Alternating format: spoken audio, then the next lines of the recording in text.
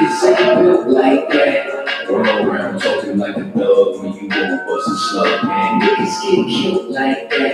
Acting like you paying for the set when you ain't blood, cuz man, blood gets spilled like that. Niggas ain't really a plug, but they talking to the judge, man. Get your cat built like that. Cause niggas get killed like that. When you ain't built like that. You niggas ain't built like that. You was never on the block, you ain't never dodged a knock. You ain't never fought another crew holding down the park. You ain't swam with the sharks, you ain't wrestled with the gators. You was never fucking popping, you ain't got no fucking haters. Bitch, niggas like you make me watch out for the traitors. When you round some real niggas, mind your behavior. I will beat a nigga ass, then I'm laughing like I'm Jada. Get your fucking mind blown like a cartridge on a Sega. You niggas want attention, they don't want the war though. Talking all that shit, but you got a glass jaw, ho. They never deliver, they got that DiGiorno. This that Walking Dead flow, I eat a rapper torso. You ain't the same man once you off the microphone. You ain't never broke a bone, you ain't never had a scar. You a certified pussy, so don't make me pull your car. I'm a certified prophet, respected like the word of God. Cause you ain't got the heart, nigga, you ain't got the heart. You ain't bout to finish any beef that you start. You ain't never been a soldier, little nigga, play your part. Claiming that you spark when you ain't got the heart. Cause you niggas ain't built like that. Run around talking like a thug when you won't bust a slug, man. Niggas get killed like that. Acting like you bang for the set when you win blood or cuz, man. Blood gets spilled like that. Niggas saying really they the plug, but they talking to the judge, man. Get your cat built like that. Cause niggas get killed like that. When you ain't built like that. Run around talking like a dog when you want a slug, man. Niggas get killed like that. Acting like you bang for the set when you want blood or cuz, man. Blood gets spilled like that. Niggas saying really they plug, but they talking to the judge, man. Get your cat built like that. Cause niggas get killed like that. All my niggas ride for me. All my niggas ride with me. I got niggas that ride for me. All my niggas ride with me. Niggas ride.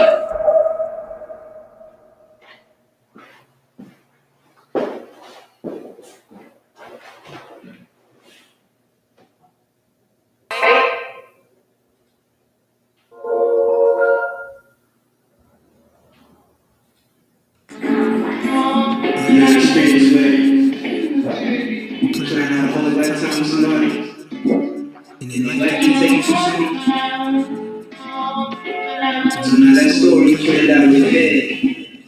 Feel like 9 pages.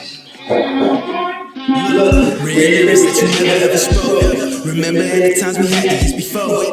It hurt me bad that you was 21 years old. You wasn't no savage, it still seemed like it's a joke. So I still talk about you as if you was never gone. The man in that box has got to be your clone. One shot to my niggas' domes, and now my niggas gone. 10 shots to help me cope inside, about to explode. Missing pages got me missing out on hope.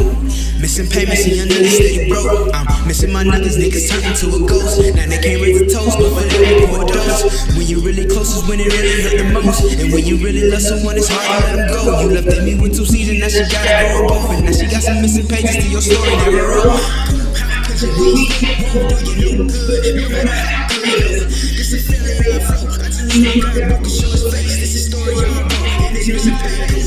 Cause you need you look good, no matter how good. So this is feeling I flow. I just need a girl who can show his face. This is story on my book, I'm just missing pages. And this is funny. Can you tell me about this show? Yes, and we need you. But look, I wonder if it feel nice when you grip tight on a 40 cal Smith and Wesson at the midnight. Point it to a nigga head, any nigga on sight. Open one eye, put it on sights. pull the trigger, kill another nigga, another black statistic. Now he's another victim. Kids and his mother miss him. His story never finished. This is just another sentence. Judge off of life and now you missing pages got me missing out a hole. Missing payments and young niggas steady broke. I'm missing my niggas hunting to a ghost. Now they can't raise a toast, but for them we pull up more. When you really close is when it really hurt the most. And when you really love someone, it's hard to let them go. You took another person like that you ain't even know, and now that person missing pages cause of hope. Could you believe you good? No matter how good. This is very unflow. I just wish my God could show us what it is. This story of my God and it's mission pain. Could you believe you good? This is story of your own. This is pain. Could you believe you good? No matter how good. This is very unflow. I just wish my God could show us what it is. This is story of your own. This is pain. Could you believe you good? No matter how good. This is very unflow. I just wish my God could show us what it is. This is story of your own. This is pain. You got cops killing niggas. It is pain.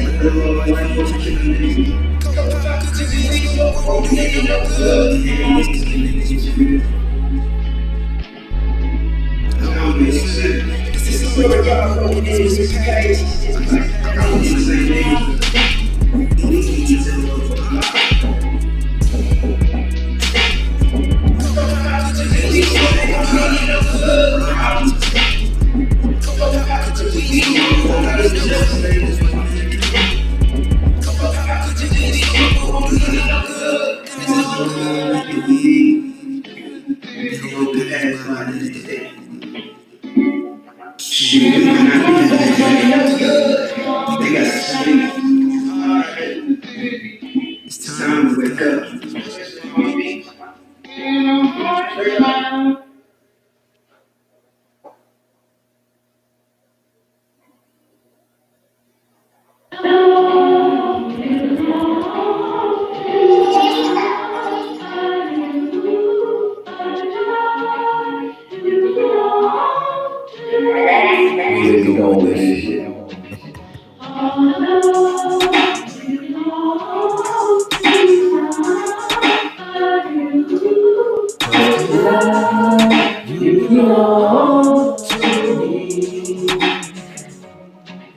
I'm from Long West, headquarters. Follow my captain's orders. Live in the land of pain and torture. No store, but they want their mortar. Tell Trump, fuck borders. PS, prepare for slaughter. Never take these sons and daughters. Never give them all in return. Niggas never wanna learn. Till they lay in the urn. Babylon, Babylon, Babylon. You got to burn. Even if I gotta go with it. So fucking easy with it. Niggas never feel fucking, they just wanna rip it. If I see a bad bitch, then I gotta rip it. Your lip looking like the Red Sea when I split it. Tell me why that flow so vicious. Every time he switches, beat a nigga ass like mama never switches. You niggas looking real gay. Where all the bitches? I mean, where all the sisters? Better stay away from witches. That's a brouhaha. Love me as she brew ya. White people here brew now. If you didn't know, you do now. You belong to me. Yeah. Alright. This nigga's bonkers. From the same city as the Knickerbockers. Name ring bells from here to Yonkers. Or Nicaragua. Niggas too thirsty, you need some agua. I ain't undefeated. When they came my dog, I ain't repeated. These niggas talk camp, but they really mean female. Cap cut this eye, got me straight to the dentist. If you ain't a bad bitch, then get the fuck off my penis. 1-2 step with a milkshake drip. Keep my circle tighter than my matrix. If I don't fuck with you, you a piece of shit. When I dip, you dip, we dip, we dip. This type of shit that I sing to my bitch. No 6ix9ine, won't sing no snitch. I love that bass. Social distance, I love my space. Tell Karen, get the fuck out my face. We ain't never switching up on our race. You belong to me. It's you, baby. One more time. Gotta love that bass. Social distance, I love my space. Tell Karen, get the fuck out my face. We ain't never switching up on our race. You belong to me. One more time for the ladies in the back. Hey.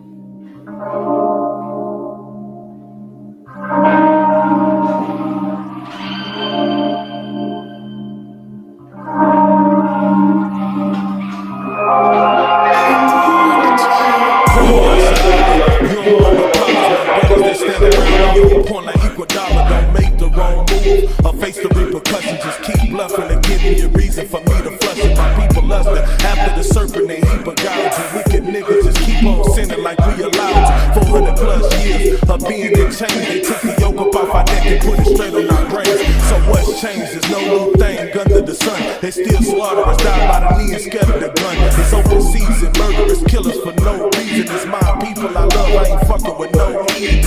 I don't wanna meddle, my niggas, we still oppressed. We just went from a pot to a kettle. One West rebel, pressure bust pipes or a blood vessel. You know the white man is the devil. This truth will never stop teaching. UPK soldiers in every region. Right now is the time and the season. No heathens, no heathens. Just before the sun, I know treason. One West until a nigga stop breathing. Kwam Yasha, we screaming. No heathens, no heathens. Death before the sun, we living through trauma. Under commanding General Yohana, this army is stronger. We on the front line, ready to die for this truth. While the white man kissing our boots. And I don't never see none of you cowards when the work is getting started. Cause fear of your father, the serpent in the garden. They plotting and scheming, we going through curses, fighting demons. Give a fuck about the flat earth where my people out here feeling pain and anguish. Because the gates that rub language scattered abroad. We was given another language, plus we living at the bottom. Supposed to be on top, and when it stop, get killed by the hands of these wicked cops. Lacing our boots, ready for war, this is One West. And we are not affiliated, nigga, fuck the rest. Me and my brother just wanna ball, shout out to ISUPK. And we some warlords, learned that from Yasha. This truth will never stop teaching. UPK soldiers in every region. Right now is the time and the season. No heathens, no heathens. Just before the sun, I know treason. One West until a nigga stop breathing. Kwam Yasha, we screaming. No heathens, no heathens. Now let me tell y'all something. Black, Hispanic, and Native Indians, we the true Jews of the Bible. We gotta come together and stop fighting against each other, man. Instead of loving these heathens, we need to love each other.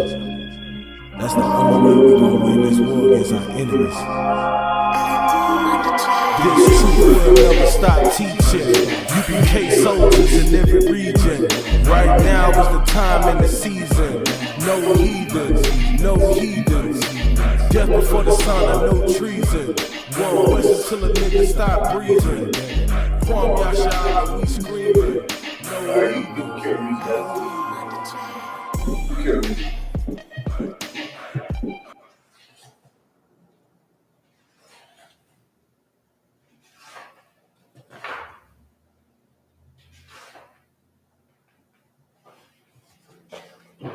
Pass you this right here.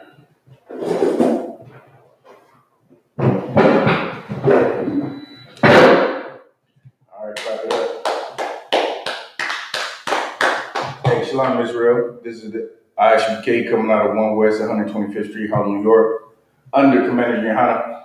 This is the ISUPK Indianapolis Law Class, the Wednesday night law class today where we go over things pertaining to the law, stories in the Bible pertaining to the law, current events pertaining to the law, history pertaining to the law, right? And it's very important. This is your covenant with the Most High hinges on you keeping the law, statutes, and commandments, which were laid down, right, by Moses. Moses laid them down, established them, wrote them, right? And that's why we have these scriptures today. And what you read in the New Testament is just basically repeating what's in the Old Testament. Contrary to popular belief, the New Testament is not teaching something new. The New Testament is teaching the Old Testament. That's why all the prophets said, as it was written. If you could, well, you probably want to cut that fan on right there. Said what? You probably want to cut that fan on.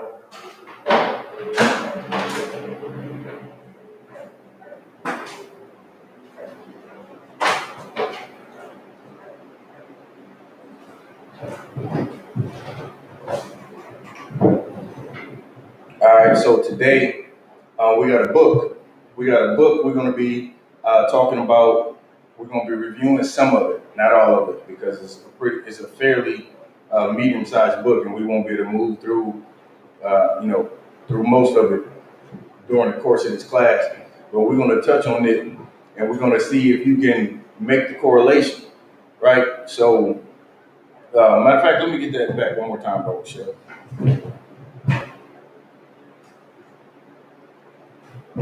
All right, so this is a book that General Muhammad recommended. So I ordered it and I started reading it. And of course, everything that the ISUPK says is true, right? They were her property. This book right here, you should get it. It talks about the role of your oppressor's daughter, right?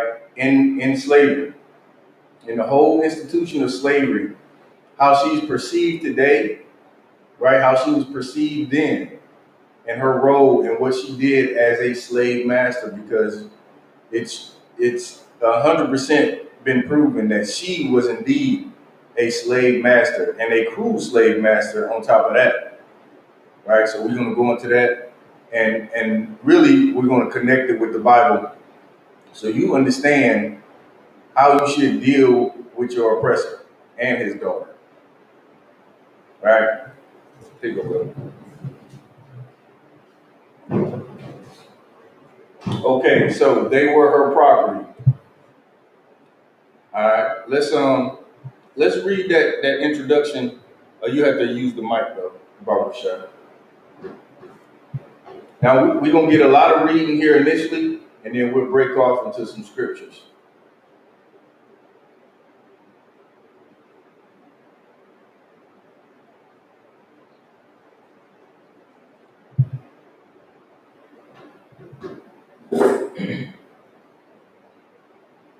Introduction, Mistress of the Market. In 1859, after touring the antebellum South, the journalist in New York Turbine, editor James Redpath, attempted to explain for his readers why white Southern women opposed emancipation. Right. So this reporter, right, his goal was to see why Southern women opposed the abolishment of slavery. Did I hear you right? What term did they use to oppose what? Emancipation. Right, to oppose emancipation, which is the same thing like the abolishment of slavery. So they opposed it. And so when you think of, your oppressor today, like a lot of you brothers are so in love with this woman. You're so in love with the oppressor's daughter, you can't get enough of them. And sisters, and I don't blame the sisters, because and really it's tough to blame the brothers, because the European standard of beauty has been pushed on us since birth. You come out the womb, man, and you see images, right? What do you see? You see an oppressor that's delivering you most of the time. You see nurses that are oppressors. You see TV and cartoons that are oppressors. You see commercials and all these advertisements, all these things, right? They push onto you what beauty should be and what the standard is. And if you don't have strong parents that encourage you to love yourself and love people that look like you, then you'll fall in love with these people, which we have in the land called America, and North, Central, South America, and scattered all abroad, all about. We love this oppressor, right? And it's been pushed on us from a very young age. And so this reporter, he wanted to go down and he wanted to understand, why were they against the abolishment of slavery? Keep going. He believed that their sentiments were tied to a lifetime of indoctrination, reared as they were. Right. So that's interesting that the author says that. The reporter believed that their sentiments were tied to indoctrination. Right. He believed that they were indoctrinated from a very young age, and that's why they supported it. That's why they were indoctrinated, much like you have been indoctrinated with the beauty of your oppressor's daughter, right? With wanting to be, having straight hair, which, ladies, don't get me wrong. If you want to straighten your hair every now and then, Ain't nothing wrong with that. You want to wear your hair straight, that's not a problem. Right? Just realize that your hair is made a particular way for a reason. The scriptures say the Most High has hair like wool.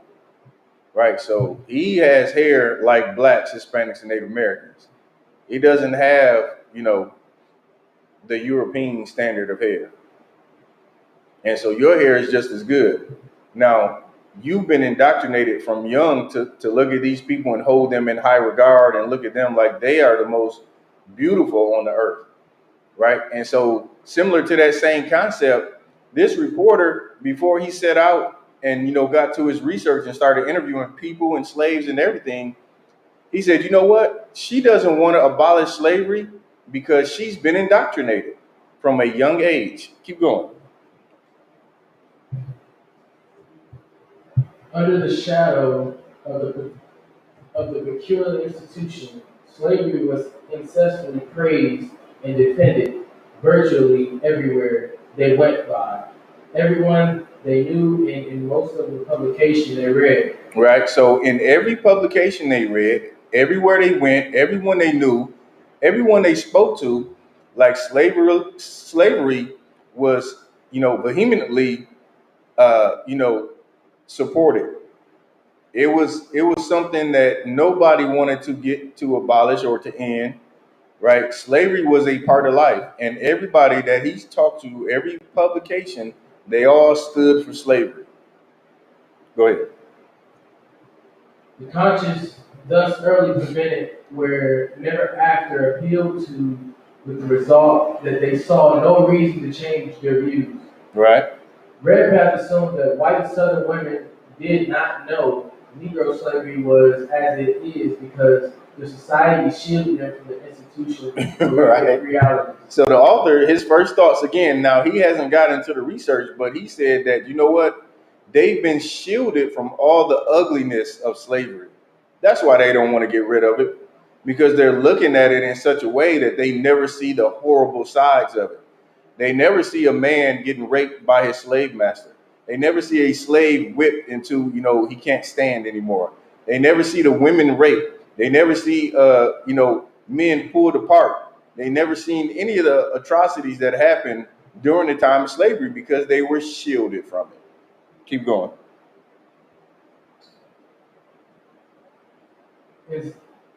Insulted by the Southern patriarchs, white women seldom saw slavery's most obnoxious features. Uh-huh. They never attended auctions, never witnessed examinations, seldom, if ever, see the Negroes lashed. Right. So this is all in the reporter's mind, the things that he thought beforehand.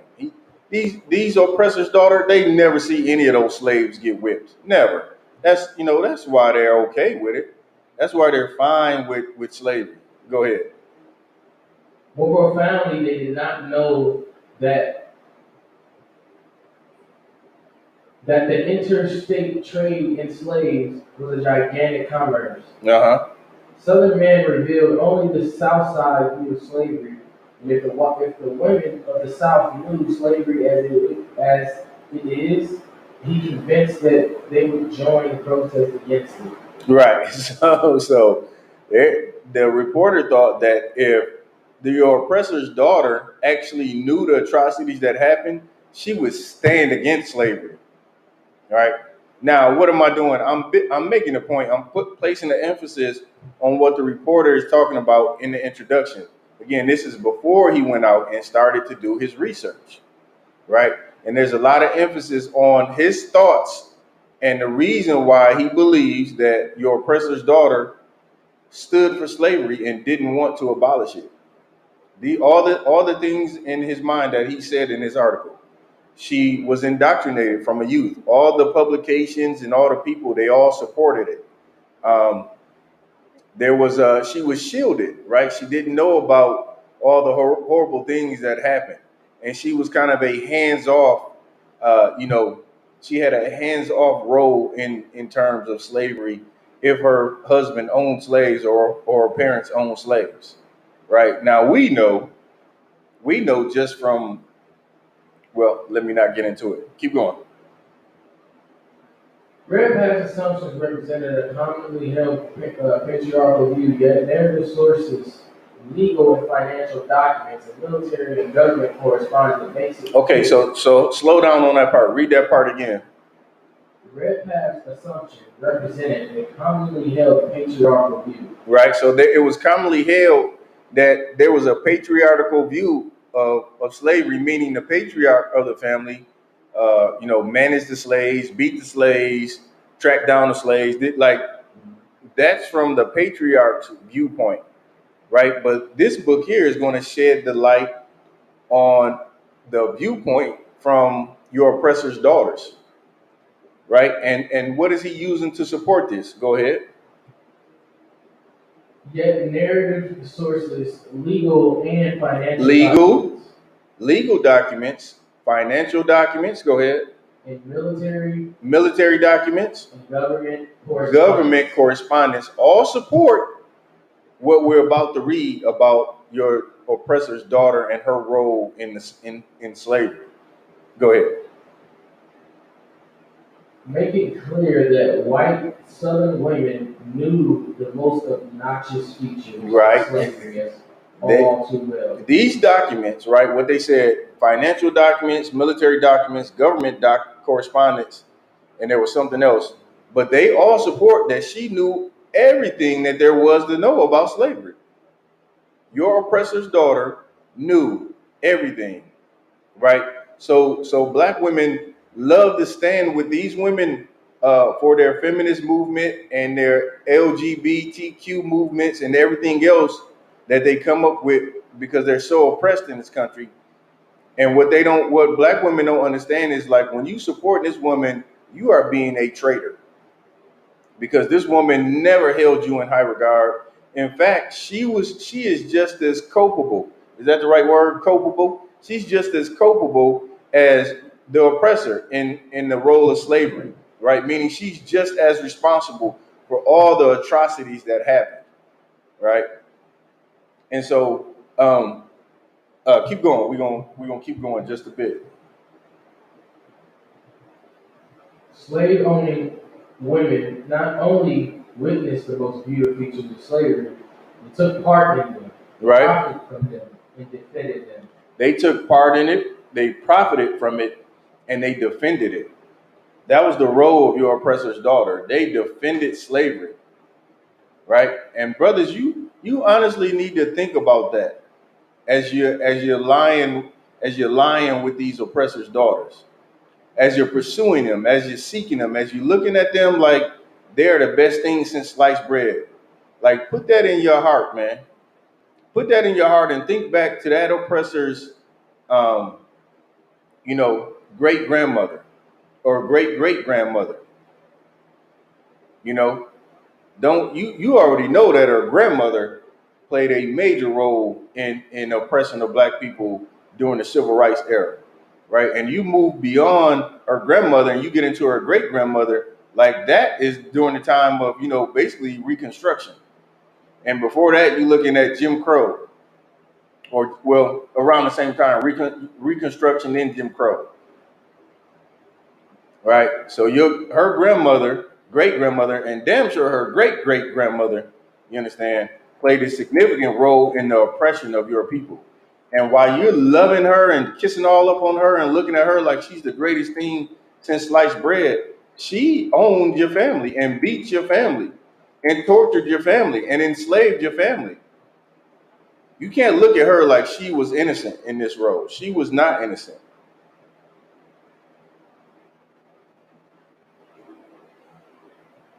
It's a lot.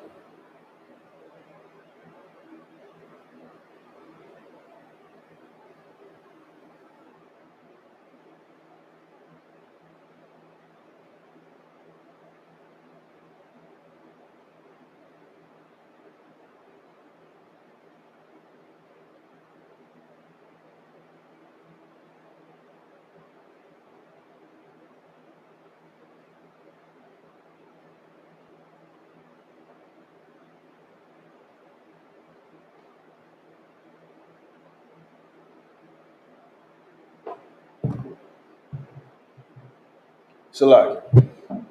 right? So that she played a major role in your slavery, right? So let's get we're gonna keep going with this book, but let's get one scripture, right? Ecclesiasticus 12:10. Let's get that.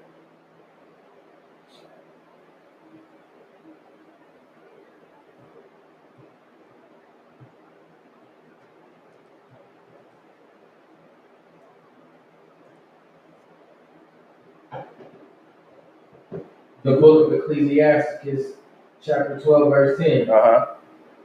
The preacher sought to find out acceptable words. You in the wrong Ecclesiasticus. Oh, you said Ecclesiasticus. Yep, in the Apocrypha.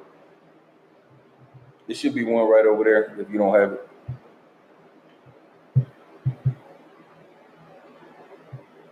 Right, we're gonna look at your oppressor as a whole, right? Any heathen. This scripture is for any heathen, is damn sure for your oppressor. Read it when you got it.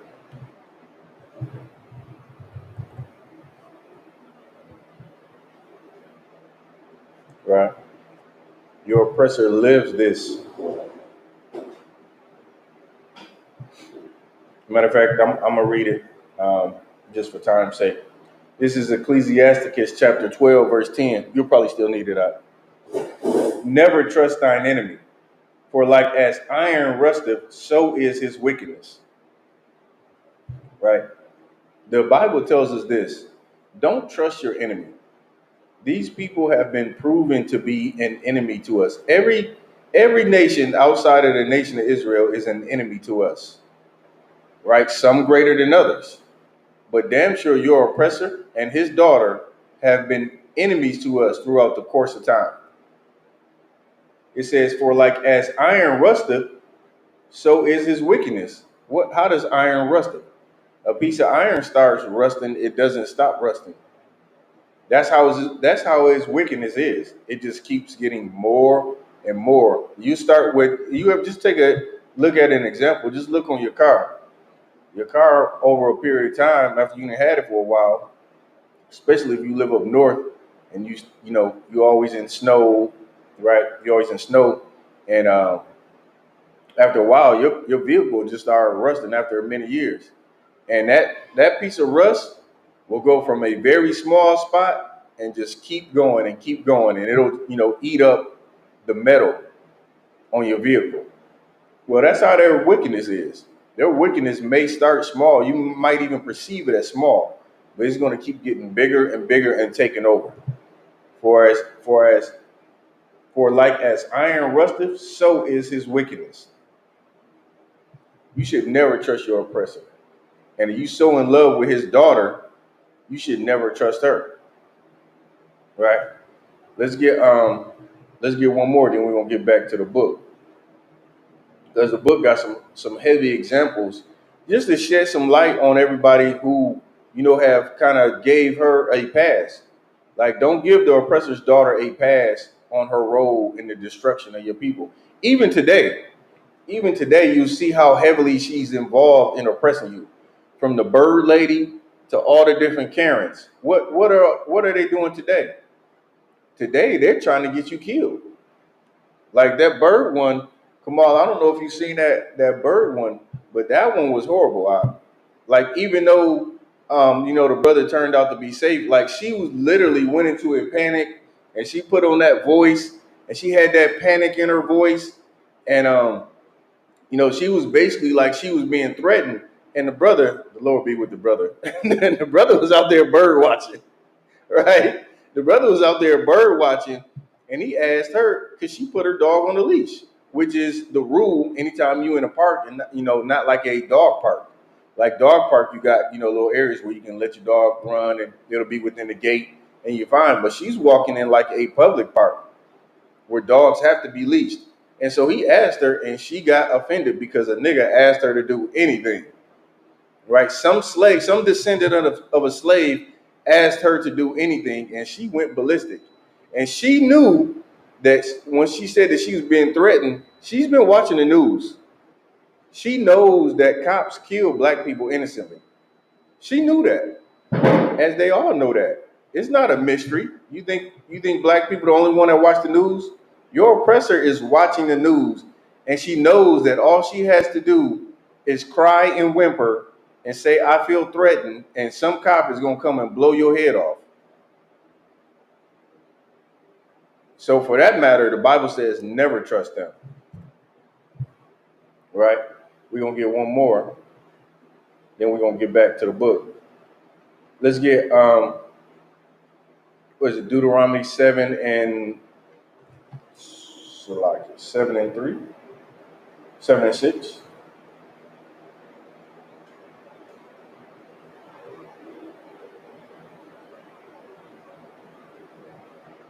Deuteronomy 7 and 3. Deuteronomy chapter 7 and verse 3. Uh-huh. Neither shalt thou make marriages with them. Listen, the Bible says don't make any marriages with any of these heathens. None of them. Don't make any marriages with them. And after we read some more excerpts from this book, you're going to understand why you shouldn't want to. Keep going. Thy daughter thou shalt not give unto his son. Don't give your daughter to his son, man. That is horrible. Don't give your daughter to some heathen so he can raise up seed in your daughter. Your daughter is for another Israelite, another so-called Black, Hispanic, or Native American. Your daughter is not for some heathen to put his filthy rod in and plant seed into an Israelite. That's not what the Lord wants. Keep going. Nor his daughter shalt thou take unto thy son. Nor his daughter you're going to give to your son. Your son is not to go and place his holy rod into some heathen. That rod is holy. The Most High said you are a holy people, a separate people, a people that are separated from the rest of these heathen nations. Matter of fact, drop down to 6. Verse 6. For thou art an holy people unto the Lord. You a separate people unto the Lord, unto the Most High, thy power. You're separated from all other nations on the face of the earth. That's why you can't do it. Go ahead. The Lord thy God hath chosen thee to be a special people unto himself. Right? Above all people that are upon the face of the earth. Above all the people on the face of the earth. Now take me back to 4. But they will run away thy son. Read it again. But they will turn away thy son from following me. Look at Charles Barkley. Charles Barkley does he is always speaking against the Lord's chosen people. Why? Because he got that oppressor's daughter in the bed with him, and he's totally disconnected from his people. He's been turned from serving the Lord. He's been turned away from his people, and he's rich on top of that. So he could never understand the pain of black people anymore. All he knows is that, he went to college and he went to the NBA and he did great and wonderful, and he got an oppressor's daughter and life is good. And the rest of you niggas just need to shape up. And that's what he knows. He's been turned away from his people and serving the Lord. Keep going. So will the anger of the Lord be kindled against you, and Go ahead. destroy thee suddenly. Right? The anger of the Lord is kindled against you. You in an interracial relationship, the Most High's anger is kindled against you. Now, of course, you cannot put that woman away. You cannot, leave your man if you're married to an oppressor. All I can say is, Lord be with you. Right? But what you can do is stand for the truth. And maybe they'll leave you. And you will bear no sin. The sin will be on them. You can stand for the truth. You can say, you know what? I'm married to you, but I'm an Israelite. And I'm going to put on my Israelite customs. I'm going to serve my God. And I'm not going to, I'm going to come out of this world. And once you begin to change, that oppressor that's married to you is going to look at you, like you're an alien, which is how people look at us. Our family look at us like we're aliens because, we dress a certain way. We have a certain speech, right? And we put on Israelite culture. Same thing that will happen to you if you let your oppressor know that you're gonna serve the Lord. All right. So you could drop that. Now let's get back to the book.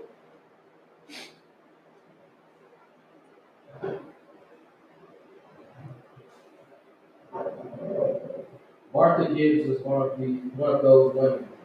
Right. So Martha Gibbs, this is they're about to go into who Martha Gibbs was, and she was one of those women who staunchly defended slavery. Go ahead. Liv Young, one of Gibbs' former slaves, was interviewed as a part of the Federal Writers Project. What's his name? Witt. His name was Lit, Litt Young. Lit Young. Okay, so Lit Young was a slave to this devil. What was her name again? Martha Gibbs. Martha Gibbs. All right, so Lit was a slave, and they interviewed him. Go ahead. Project FWP of the Workers' Progress Administration, WPA, established by the Roosevelt administration in 1935. According to Young, Gibbs was a big, rich Irish woman who weren't scared no man. Right. So she was a hefty chick. She's a hefty devil, and of course the whole masculine spirit. She weren't scared of no man. Go ahead. She owned and operated a large steam sawmill on the Warner Bayou in Vicksburg, where it emptied into the Mississippi River. She also owned a significant number of slaves, so many, in fact, that she had to build 2 sets of whitewashed quarters with glass windows to house them all. Right. So she owned a lot of slaves. This is your oppressor's daughter. She owned a ton of slaves. Go ahead. She also built a nice church with a glass window and a brass cupola for their worship. She fed them well, but she worked them hard too.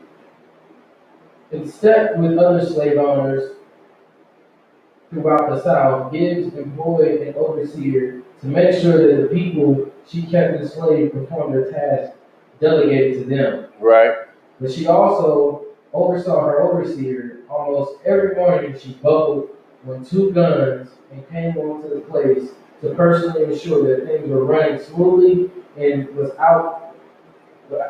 she outcussed a man with things didn't go right. Right. So this oppressor, right? She was involved in the mix, and your whole thought of, okay, what's like some imagery that you've seen in some of these movies? Of course, movies aren't always accurate; they're just there for entertainment. But just pick one. Say 12 Years a Slave. Like the role of that oppressor's um, wife, right? She was kind of in the background. Wouldn't you say? Come on, you seen that movie? She was kind of in the background. She kind of step up and do a little bit of evil. But what we're about to read an example of how a lot of times these oppressors' daughters, they would take the lead role in evil against the Lord's chosen people. The lead role. What am I trying to do? I'm trying to make the connection in your mind, in your brain today, who's walking around on earth in 2021 and who walked the earth then and oppressed black people. Why? Because we have an undying love for these people. Not only more so for the women than for the men, more so for the oppressor's daughter than the oppressor, right? Nobody can stand no oppressor. But his daughter you tend to love, especially you black men, right? I can't just say black men. When I say black, of course, I'm talking about all of Israel, blacks, Hispanics, Native Americans. We love that oppressor's daughter. Like we want to be with her more than, our own woman. And of course, that's a general statement. That's not for everybody. But when you look at what's sought after by brothers, you look at rich brothers. It's tough for you to find a rich brother that married one of his own. He's more likely to be with some oppressor's daughter when he's rich. Matter of fact, he prefers it that way. He feels safer that way than to get one of you sisters from the ghetto, one of you hood rats. He don't want any of you, right? But it'll be a day when he'll be sad that he has an oppressor's daughter and he didn't choose the daughter of Zion. Go ahead, Kamal.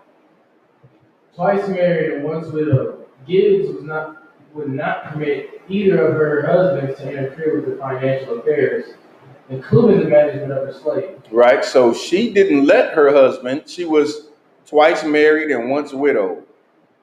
And she didn't let her husband, read that part again.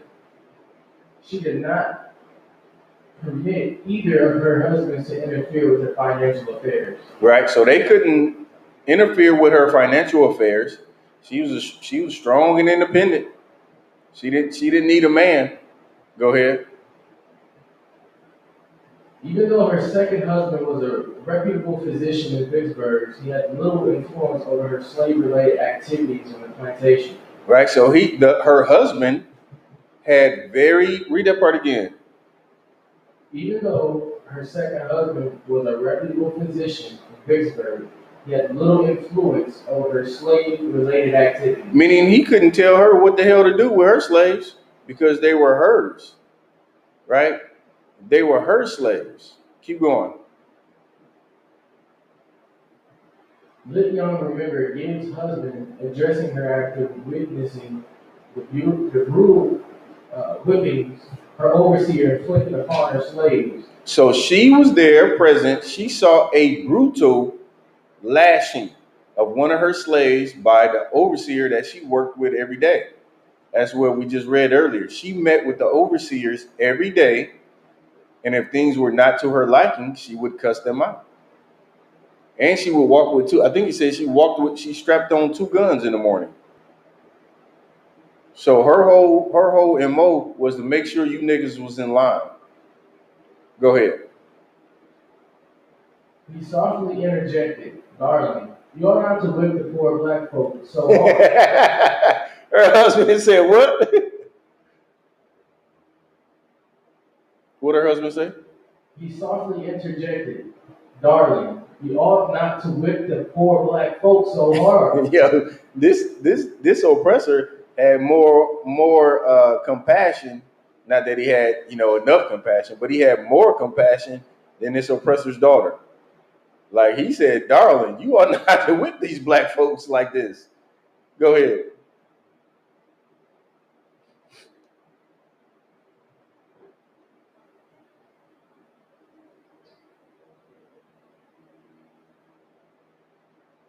You lost it? They is going to be free, just like us sometimes. Right. So he said, don't be so brutal to these black people because they're going to be free. Go ahead. Unfazed, she snapped, "Shut up. Sometimes I believe you was a Yankee anyway." That's a lot of that spirit right there is the spirit that a lot of our sisters have on. Tell a man to shut up, totally emasculate them, right? You understand that a man is physically stronger. A man is physically stronger because the Lord made him that way. And a righteous man will honor you as the weaker vessel. The sisters got to understand that mouth is out of control. You talking to a man very reckless. I was speaking, to Captain Marpad, just as, just talking about different things. And one of the things that he made, you rarely think about it, but brothers say stuff to each other on the streets, and there's a conflict. Your mouth can get you in trouble. Like as they say in the world, your mouth can write a check that your ass cannot cash. You get what I'm saying? Sisters have to understand the words that you say, because you got a righteous man and he ain't gonna put your hands on you, don't mean that it doesn't hurt. Like you're emasculating a man by the way that you talk and treat him. Knowing that if you had some brother in the world, he'd go upside your head and you shut your damn mouth. Sisters in general, you need to learn that mouth is out of control. You need to learn to humble yourselves and not talk to your man so disrespectfully. There's always a way to disagree. There's always a way to get, to get what you want or not. Sometimes you just can't have what you want. Come on, you get everything you want. I damn sure don't get everything I want. And guess what? I ain't cussing out the man above me.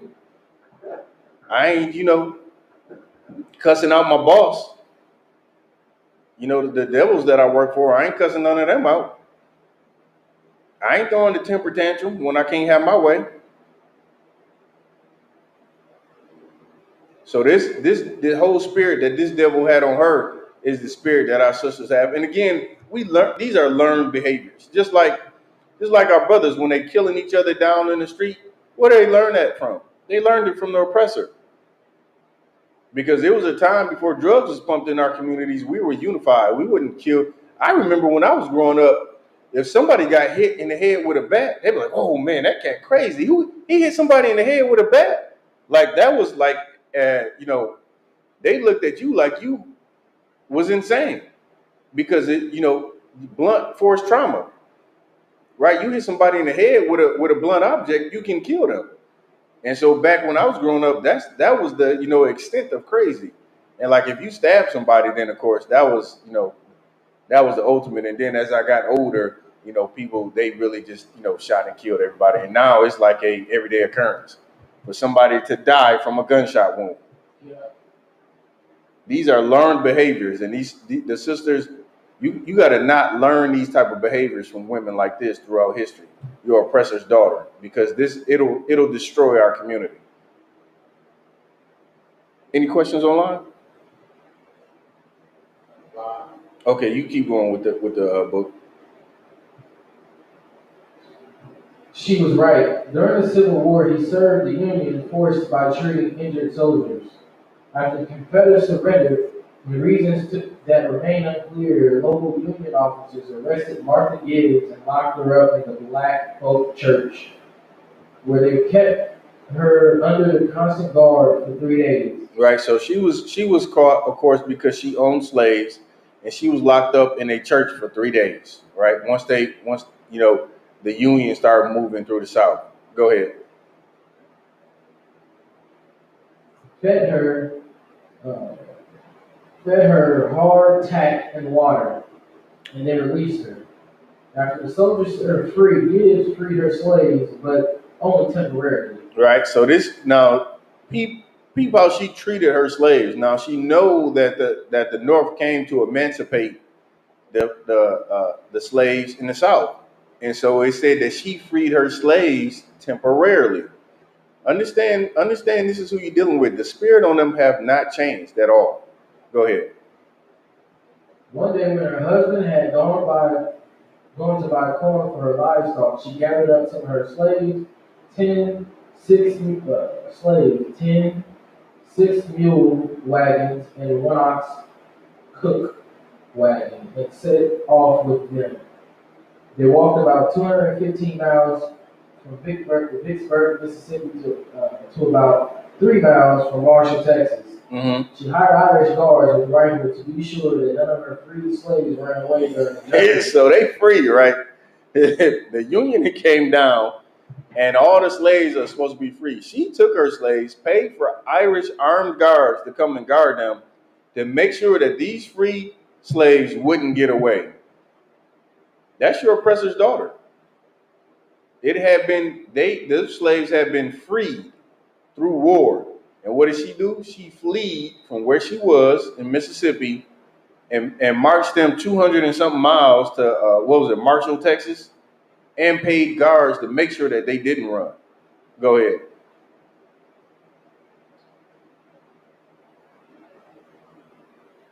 And when they stopped to rest, the guards tied the men to trees.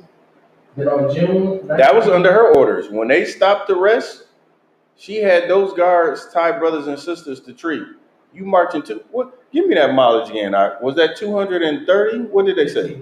215 miles. 215 miles. That's your oppressor's daughter. That's the spirit on her. That's the spirit on her today too. where you can't even sell waters. What's the little girl doing in front of the brownstones? I think she was either selling waters or candy. I believe it was waters. And your oppressor's daughter called the police. What was the other one? She called the police on people barbecuing, asking did they have a permit. They so damn nosy. You ever notice that? Your oppressor's daughter is nosy as hell. Like she want to know what you doing, why you coming in this building. You trying to deliver a damn pizza, and she's in your face talking about you don't belong here. What? Are you an idiot? Do you think I'm just bringing pizza, just delivering? I got on a pizza uniform and come on in the little hot pizza case. You understand? What I'm doing is because I love it. No, I'm poor. I'm delivering damn pizzas. Get out my way.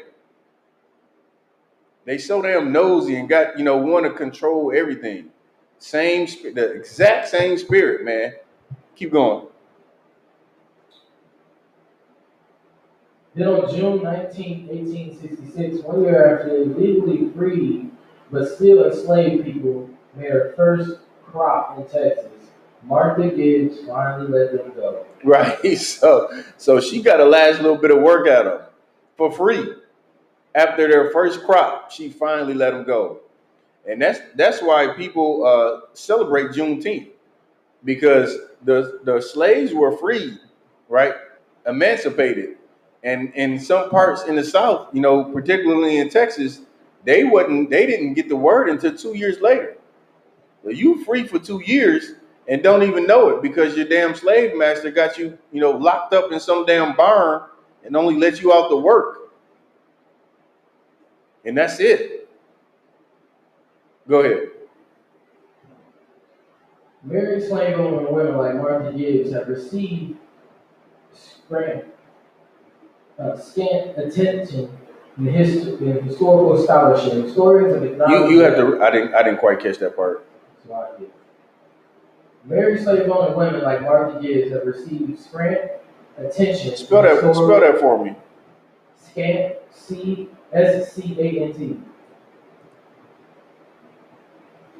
Oh, barely sufficient.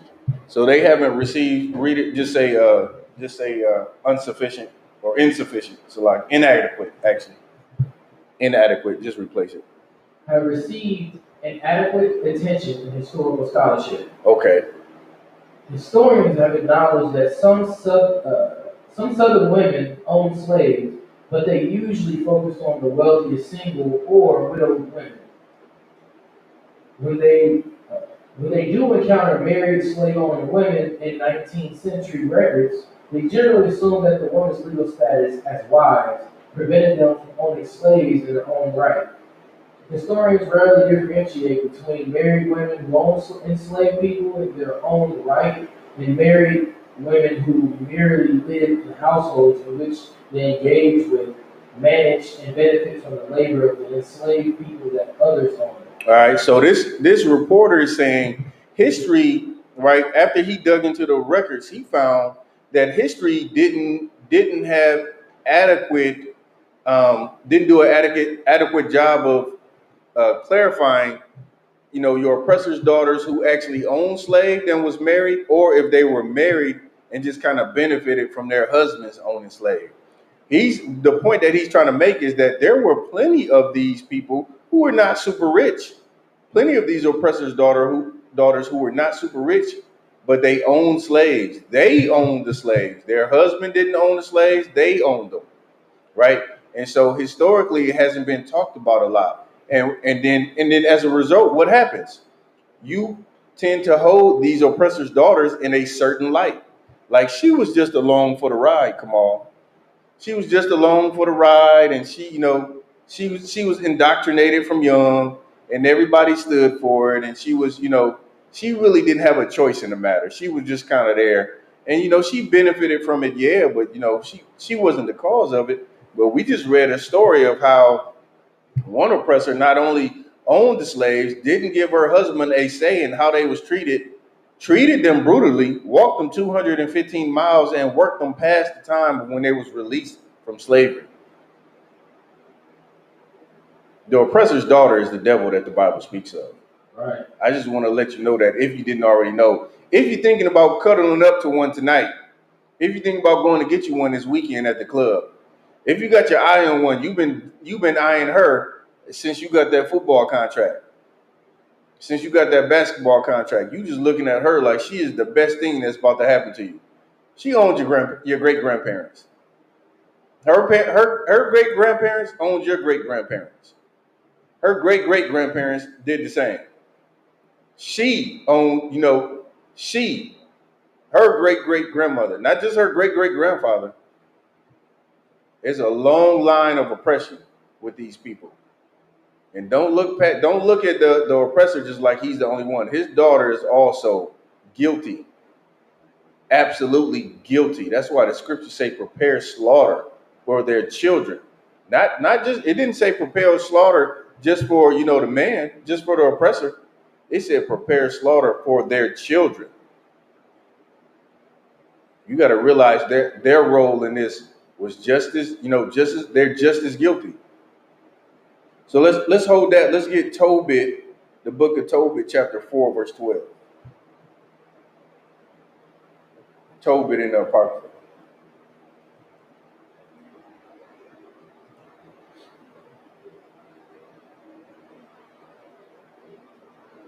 Just read it when you got it. The book of Tobit, chapter 4, verse 12. Uh-huh.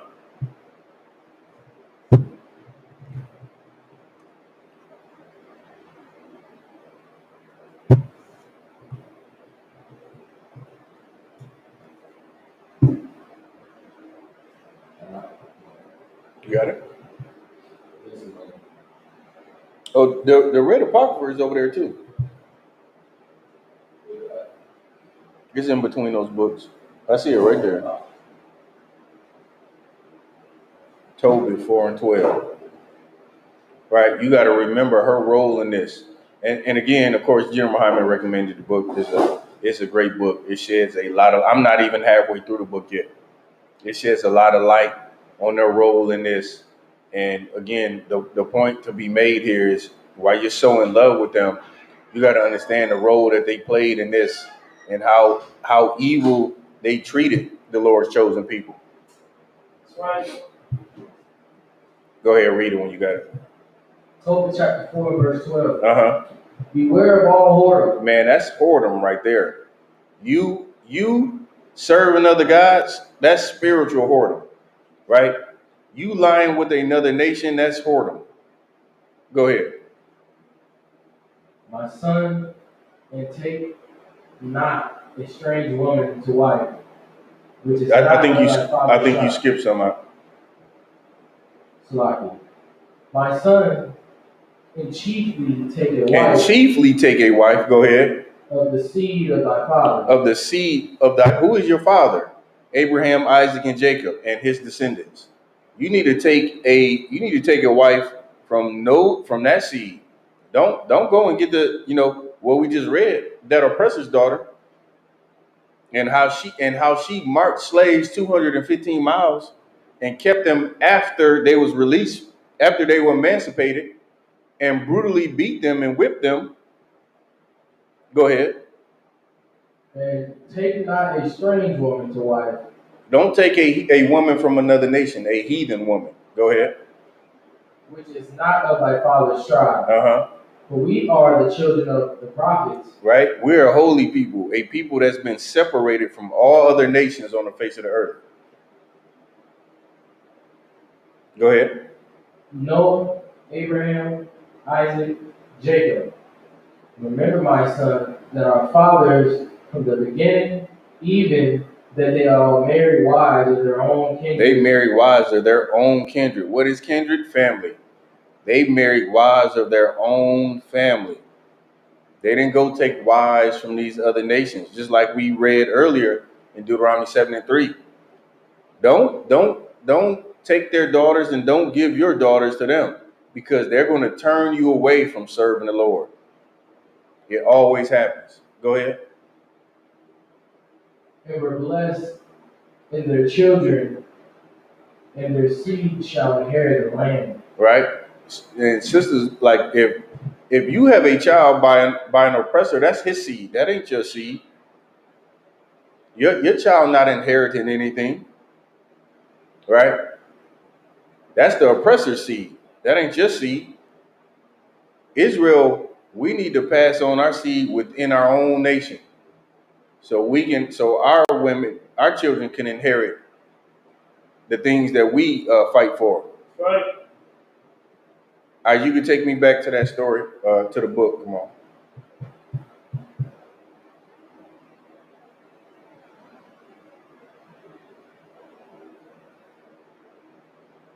Just where you left off is twice. Historians rarely consider why slave ownership might have mattered to the women in question, to the enslaved people they owned, to slaveholding communities and the institution of slavery, and more broadly to the region. Historians have neglected these women because their behavior towards and relationship with the slave do not conform to prevailing ideas Right. about white women and slave masters. Right. Read that part again, and it's like slow it down just a little bit, Baba Shah. Historians have neglected these women because their behaviors toward and relationship with their slaves do not conform. They don't, and I'm gonna pause you right there. They haven't shed a adequate light on the women who own slaves because read that last part. Their slaves do not conform to prevailing ideas about white women. Right there. So the image that you have of your oppressor's daughter, right, is such that they didn't play a role in slavery like that. They were not beating slaves. They were not starving slaves. They were not killing slaves. They were not marching slaves 215 miles. They were not putting a rocking chair on having slaves put their head under the rocking chair and rocked it until the children died. Right? They wasn't beating babies until they bled and died. But in fact they were. What am I trying to do? Infuriate you. You understand? You should be mad. You should be mad about the history that you read about your people. You should be mad and upset, and you should look at your oppressor's daughter now in a new light and understand that she played just as big of a role as the oppressor has in your destruction. Even today she continues on. Even today she continues on while you go look to bed her. You go look to bed her and lie with her. But Toby said, my son, chiefly take a wife of thy seed of thy fathers, and take not a strange woman to wife. Don't look to make these women your wives.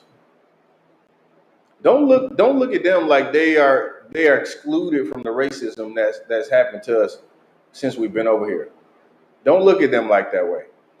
Don't look at them like they're not guilty, because they are guilty. You understand?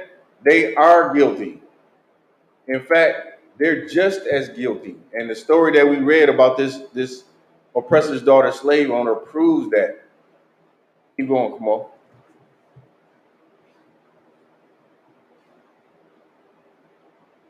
While it long has been recognized, the South slave owners were in the minority in that they were by no means homogeneous group. So much of what scholars know about women in slaveholding, South draws upon the diaries of letters of most elite. Those living in households that owned more than 10 enslaved people. Historians have chronicled these livings, producing white Southerners, producing microhistories about an extremely small subset of an already small group of indicate that the majority of slave owners owned 10 slave people or less. Right. Scholars who examine the authority that women held over their slaves frequently focus on the women's obligatory rather than voluntary self-initiated management and discipline of enslaved people. Right. So this story the book is now saying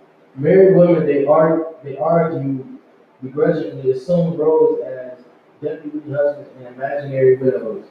When their husbands were away, when their when their men were present, those women happily and enthusiastically relinquished such responsibility and exonerated their men to handle what one historian called a man's business. Right. And in the view of more than a few historians of American slavery and and the domestic slave trade, this was especially the case when it came to business of buying and selling and even hiring slave people. Right. So history, what you see in history is women only really got involved in slavery and the management of slaves when their husbands were either dead or they were out of town on prolonged periods of business or something of that nature. Right. And it goes on to say that history shows that they happily relinquished duty when their husband returned. And of course, this is all false. Now, were there probably some oppressor's daughter that didn't want to deal with it? Of course, like you can't say every scenario that they all did this, but there's also proof, there's also history, as we just read earlier, that many of these oppressors' daughters enjoyed being cruel to the Lord's chosen people, enjoyed punishing the slaves, enjoyed being engaged in the day-to-day activity of managing slaves. I mean, who wouldn't? Who wouldn't? Think about a slave. Hey, you, come do this. Come, like, you got access to a person. It's like a damn genie. Right. Grant my wish. You know what I'm saying? Right. Whatever you want. And if you don't, you're gonna die. Who doesn't want a slave? It's like that don't even make sense for people to even for your oppressor.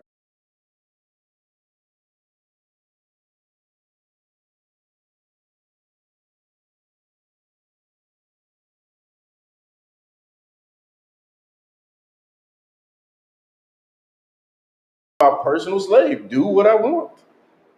That's why your rib always trying to get you the damn rubber back. I'm gonna rub your back, all right. You like people to do stuff for you. Rub your feet, rub your back, go get this, go get that. That's a natural thing. So it's asinine to try to make it seem like they didn't enjoy having these slaves. We got any questions online? Come on. We ain't got nobody in class tonight. Don't nobody want to rock with me on the law class? They probably tired of seeing me. You know, I taught last night. It was like, yeah, that's enough of this nigga. So I have no question. All right, no sweat. Let's keep going.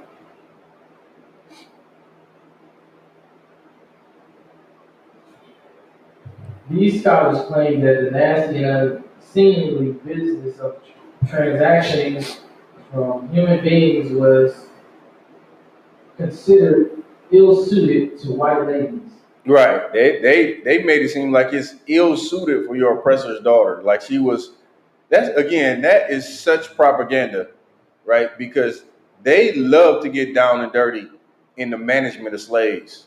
Take a look at Amber Geiger. She loved it. She loved it. She loved coming in somebody else's damn apartment. Who goes into the wrong apartment, Kamal? Right. Who goes into the wrong damn apartment? Even if you did get off on the wrong floor, and I understand the apartments, they're right